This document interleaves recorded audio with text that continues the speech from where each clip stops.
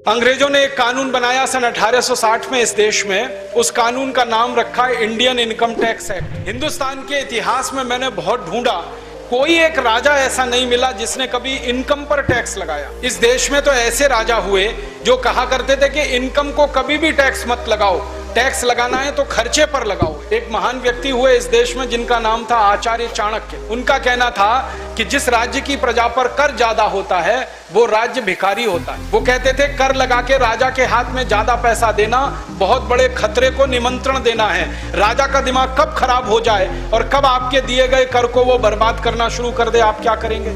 इसलिए कहते थे पैसे लोगों के हाथ में रहने चाहिए, समाज के पास रहने चाहिए, राजा के पास कम से कम पैसे आने चाहिए, इसलिए कर कम से कम होना चाहिए। तो उन्होंने ये व्यवस्था दी थी।